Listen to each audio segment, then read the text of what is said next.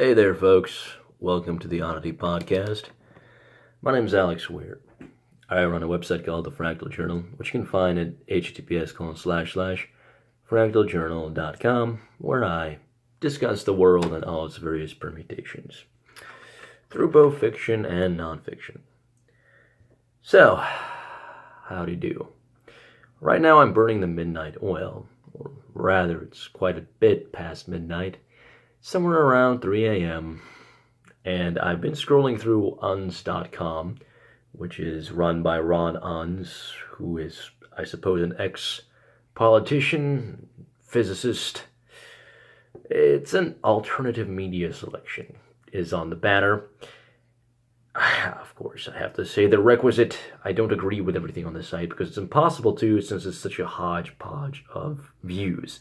And there are some very, shall I say, controversial topics, figures, and ideas being promoted there.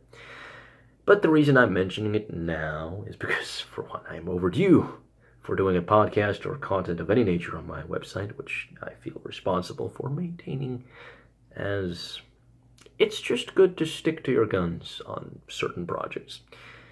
But I've been reading about Mao Reconsidered.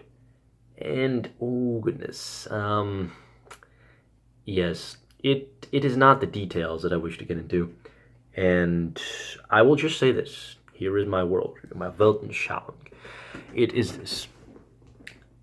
The United States Constitution is good. The system of government that, is the descendant of the Magna Carta is good. It is the best system for governing because it accounts for the rights of the individual in a way that allows him to live as harmoniously in a society comprised of many different individuals as is possible, and gives wiggle room for flexibility. I believe that everything else, Maoism included, is an extreme. And extremes tend to, not turn out so good. I have a classical sensibility, if I may be so gauche in promoting myself that way, that comes from a certain Greek outlook, which says the middle way is good. Not to where you're boring or where you're looking for something that's exactly equilibrated. It's more about balance. You can go up a mountain that's interesting and dangerous and fun, but you want to be balanced along the way. And I feel like that existence is a crazy, interesting, and fun mountain that you walk up. And the United States Constitution and the framework around it, when implemented properly in its original intent, which, it does have to be maintained and worked out as we go along, well, that's going to give us the best balance and footing. And all this talk about Maoism and how Mao may have been represented, I say sure. Perhaps he was. Perhaps there was a lot of propaganda that went on. That doesn't change the fact that I don't think socialism has a very good track record. But I am grateful that I stumbled across this article for two reasons. Number one being that it mentioned the fact that weather, the elements, life, nature, had a vast effect on society and the implementation of policies and the success of any given group of people. I think that as we are technologically advancing forward, we feel these effects less and less, but we mustn't forget that they still affect great deals of people and will eventually still affect us. We need to keep that in mind also when looking at things from a historical perspective and doing analysis. Because the United States, you can say yes, the United States is successful because of this Anglo-Saxon heritage that we have of common law and the like. And I would agree with that. But the success of America also depends on resources, the availability of land. Germany and England are also, part of that kind of Western heritage over the past century, the 20th century, Germany didn't do so well. Okay? And a lot of the European countries are not doing as well. And I think the problem has to do with resources. And so the best way forward is going to require being attentive to resources, using them as wisely as possible.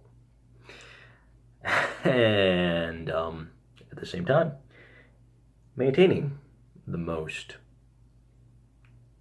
trusted and proven, for reasons I will, edify and elaborate on, system being the United States Constitution. And that is the second part why I'm glad I stumbled across this article, because I don't really like thinking of things in terms of enemies. Although, of course, enemies do exist, and there are people that may not even wish you harm, but are still your enemy. But I don't like to think of that because it puts you in an unnecessarily combative state. I don't view communists and Maoists and even Nazis as enemies until, they come to my door and want to kill me. Then yes, they are my enemies. Things have to be done.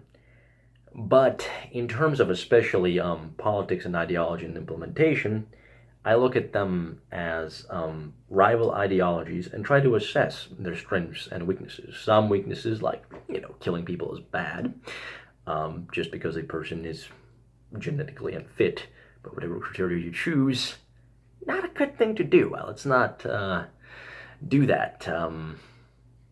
You can disagree with me on that, but I'm just not going to have that discussion. What I'm saying is, some things like that, especially if that's an ethical standpoint I'm coming at it from, are immediately dismissible. But then other things like, how well was a large population served by certain communal policies that may have been implemented by Mao and his ilk? Did that work well for them? We have to look at that honestly. And this article, I have to really look into because I don't know about its conclusions, but at least it gives you, room to pause. Well, let's try to separate out what may have been a result of the policies and then a result of the forces of nature.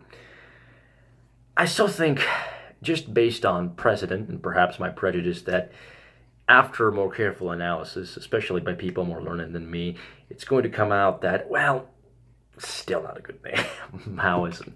But you see, all of this looking and studying, even after you've graduated from college or university or whatever, beyond just merely watching somebody on YouTube or on the television, it's important to do.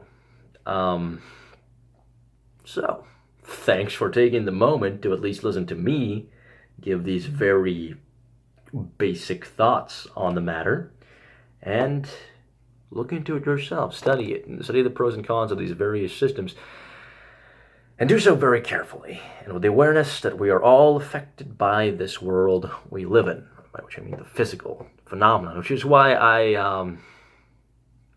one of my main focuses in the Fractal Journal is water. It's also the topic of an upcoming book, which I'm hoping I'll be finished with by the end of next year. So, cheerio, and thank you very much for joining me on this installment of the Oddity Podcast, which could be called TAP. Cheers.